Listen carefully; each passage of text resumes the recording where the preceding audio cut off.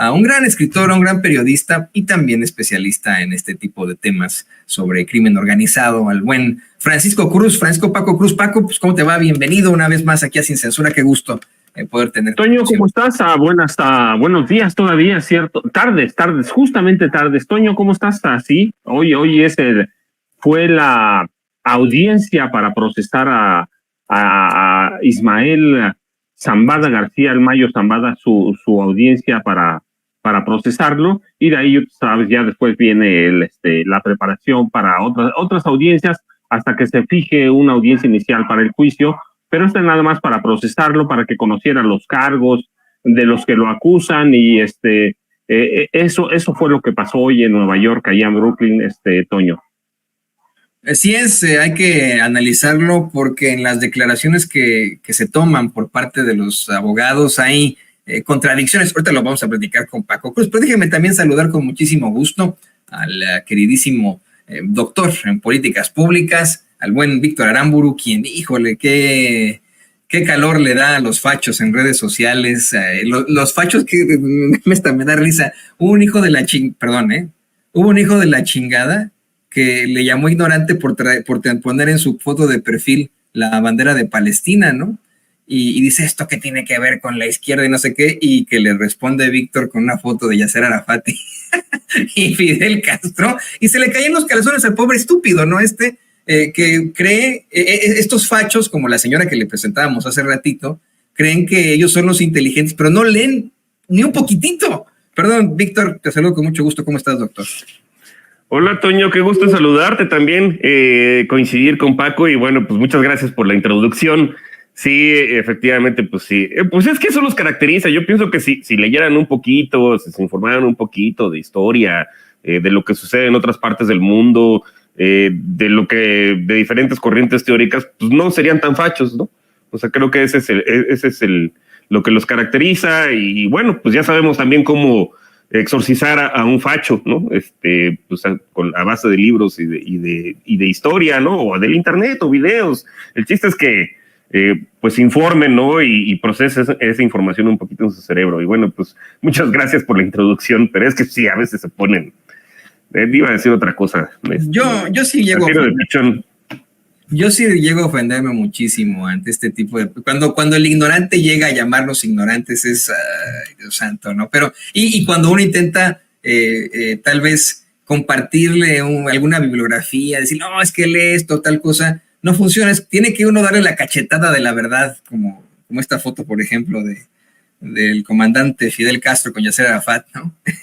Ahorita se la voy a pedir por ahí a don David para que la volvamos a compartir en un momento que es muy triste para la humanidad. Ya tendremos tiempo de platicar esto, pero en el que efectivamente la ultraderecha ha tomado partido por el Estado genocida de Israel, un Estado que en estos momentos está cometiendo claramente un genocidio en la Franja de Gaza, reconocido ya por Naciones Unidas, por la Corte Internacional de Justicia, al grado de que la Corte Penal de Justicia ha pues solicitado poder tener órdenes de aprehensión, que nunca se concretaron, ¿no? Pero solicitó tener órdenes de aprehensión contra el primer ministro Benjamín Netanyahu, pero en un hecho que ha sido denunciado una y otra vez por gobiernos del mundo. Apenas ayer, nuestra propia Secretaría de Relaciones Exteriores dejaba muy, muy claro cómo es que existen una serie de masacres ahí en la Franja de Gaza, y no son golpes al terrorismo o a combatientes, son a niños y niñas, a mujeres embarazadas, a adultos mayores, a civiles como usted y como yo, ¿no? Pero bueno, con estas respuestas que le dieron, por ejemplo, ahí al buen Víctor, nos damos cuenta de qué lado se alinean los que están del lado correcto de la historia, pero que llegan aparte de todo con la mayor hipocresía y cinismo a decirnos que ellos sí están del lado correcto de la historia, como lo hicieron muchísimos legisladores durante la aprobación de la reforma judicial. Decían, yo voto en contra para ponerme del lado correcto de la historia. No, hombre, vas al basurero de la historia, cabrón. Pero ¿qué les parece que empezamos, sí, con el tema que está tan fuerte ahora acá en Estados Unidos, allá en la Corte del Distrito de Nueva York? Hace unos momentos, hace un par de horas, el señor Ismael Zambada se declararía no culpable en la Corte del Distrito de Nueva York, donde pues también fue juzgado en su momento Joaquín Guzmán Loera, el Chapo, o también el narcotraficante Genaro García Luna, quien fuera secretario de Seguridad Pública de Felipe Calderón. Esta es la corte y el juez Brian Cogan, que lleva este tipo de casos. Hace unos momentos se declaró inocente, ¿no? En inglés es not guilty, pero así se toma en el derecho acá en Estados Unidos, es no culpable. Y después de declararse no culpable, hubo declaraciones muy fuertes ante los medios de comunicación en un chacaleo que pudo obtener nuestro compañero corresponsal del periódico La Opinión de Los Ángeles, Jesús García. Vamos a abrir y escuchar este intercambio, esto que dice el abogado Frank Pérez, el abogado del señor Ismael Zambada. Para un segundo para que se vea bien en cámara. Por favor, ¿nos puede contar un poco más, digamos, esa primera reunión que ha tenido usted con su cliente, cómo fue? Muy bien, él está muy bien, gracias. Y sobre la decisión de declararse no culpable, abogado, ¿fue algo que usted puede consultarlo directamente con él? ¿Qué podemos esperar hacia adelante? Claro que sí, él no está culpable.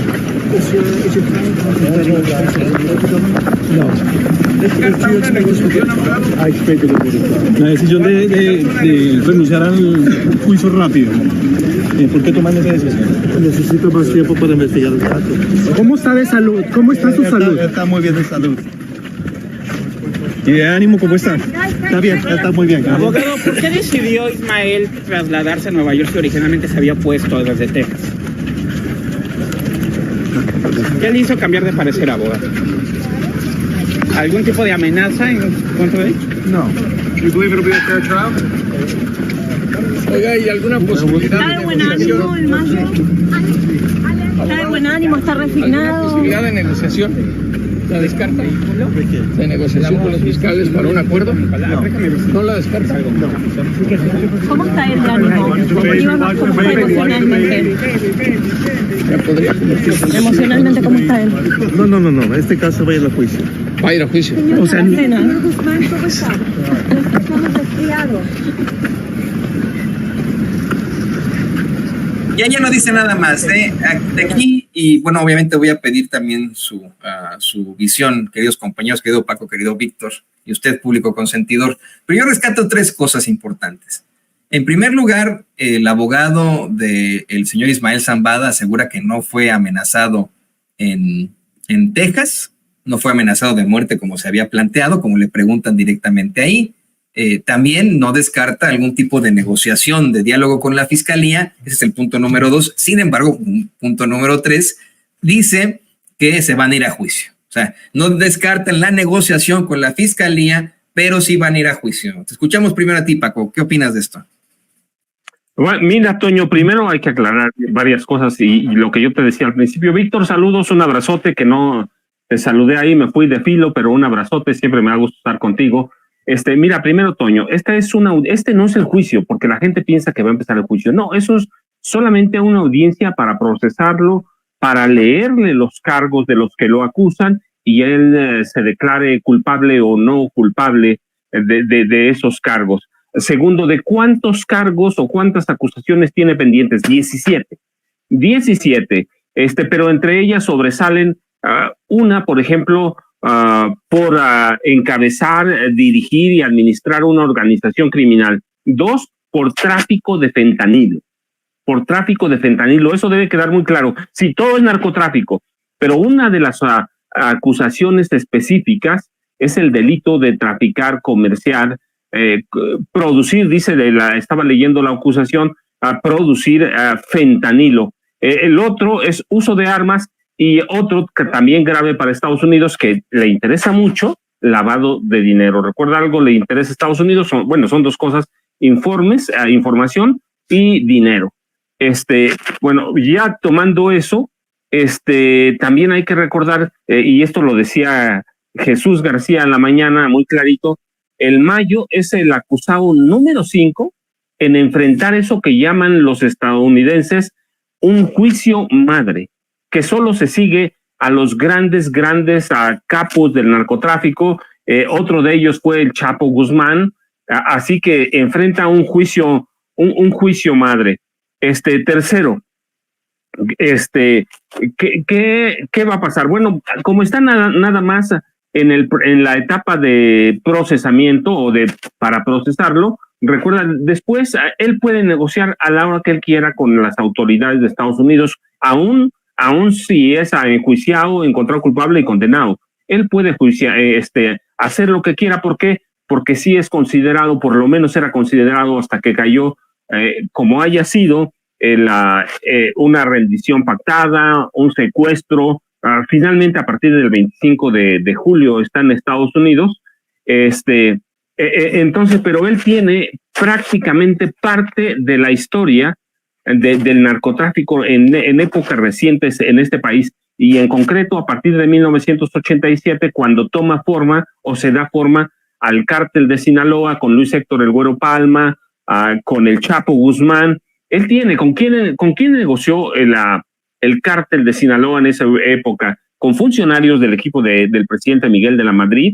Luego negoció con el presidente Carlos Salinas de Gortari, a través de quién, esto no me lo cuentan porque lo viví, a través de un policía que se llamaba Guillermo González Calderoni, que era el super policía del gobierno de Carlos Salinas, y tenía el mismo poder que Genaro García Luna. No el mismo cargo, pero sí tenía el mismo poder.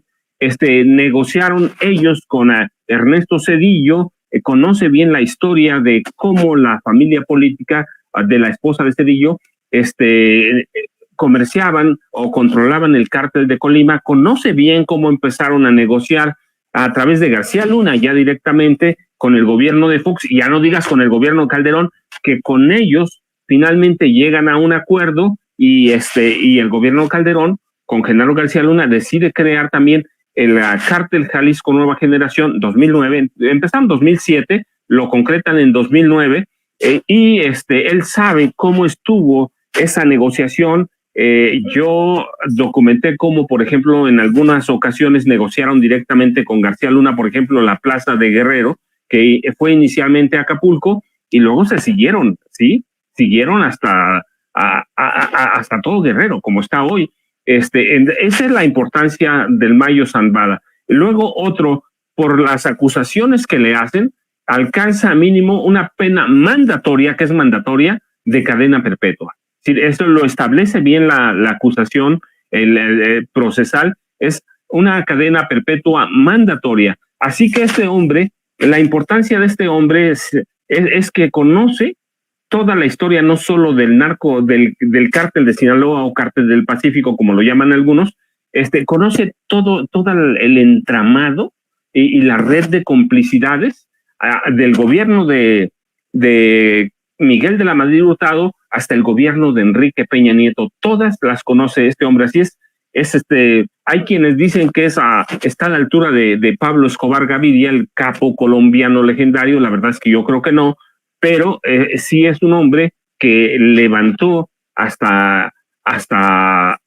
julio pasado un imperio que tiene unos 30,000 trabajadores en 100 países, prácticamente en todo el mundo. Y si lo mezclas con los países que opera el cártel Jalisco Nueva Generación, son dos cárteles mexicanos que operan en todo el mundo. Es un hombre que se lo tenían que llevar a fuerza, porque hay evidencia de que por lo menos desde hace 10 años estaba negociando con la DEA. Ya era informante de la DEA. De otra forma, Toño, no se explica cómo el cártel de Sinaloa opera o pudo tener capacidad para operar en 100 países, incluido Colombia. El cártel de Sinaloa controla parte de la operación, producción y procesamiento de cocaína, de hoja de coca y pasta de coca.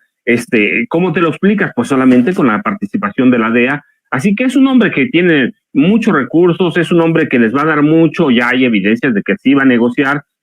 ¿Por qué no escogió? Mira, yo diría que bueno que no escogieron un juicio corto. Si van a un juicio largo, que sería excelente. ¿Por qué? Porque la calidad de testigos que presentarían contra el Mayo Zambada nos permitiría también a nosotros armar o rearmar parte del andamiaje del narcotráfico en este país a partir de 1987, con la desaparición ya total del cártel Guadalajara y el nacimiento del cártel de Sinaloa, y nos permitiría conocer verdaderamente las andanzas del Chapo Guzmán, de Luis Héctor El Güero Palma, que está preso en Almoloya de Juárez, y algunos otros capos que han sido históricos, y nos permitiría ver también que el cártel de Sinaloa ya no es lo que era y que hoy tiene 4 mandos: la célula de los Mayitos, la célula del Chapo, los Chapitos, el cártel de Caborca, que es el de Caro Quintero, y el del Guano, Guzmán lo era, el hermano del Chapo Guzmán. Así que, ¿qué va a pasar con esto? La verdad, yo te decía, es solamente una audiencia para procesarlo, ya lo procesaron,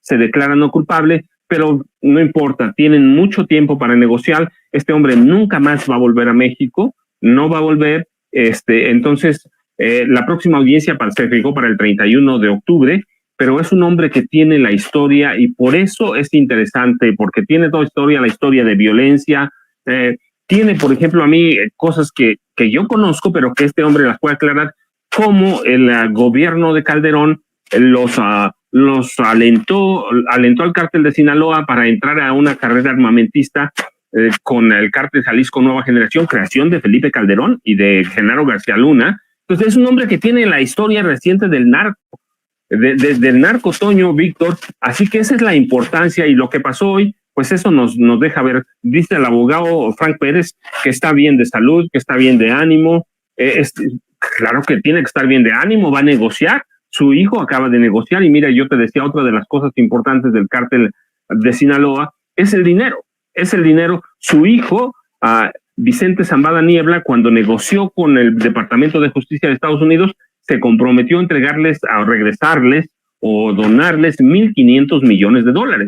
Imagínate cuánto tiene este hombre, que tiene documentada su participación a partir de 87 y hay acusaciones a partir de 1990 en Nueva York. ¿Por qué Nueva York y no El Paso, Texas? Pues por lo que leí en la acusación es que las acusaciones en Nueva York son más sólidas que las que tenían en El Paso. Así que, y lo dijimos cuando finalmente se entregó, lo detuvieron, lo que haya sido, se va a ir a Nueva York. Termina en Nueva York, el juez James R. Cho, que lo arraiga hoy, es nada más un trámite legal hasta que entendamos o lleguemos a la etapa del juicio que va a ser la interesante. Si se llega, y yo te decía, ojalá no se llegara. ¿Para qué? Para que nos dé oportunidad. Finalmente, en algún momento tendrán que abrir documentos secretos, y esa es la importancia de el Mayo Zambada y de la audiencia para procesarlo este viernes 13 de septiembre, Toño, Víctor.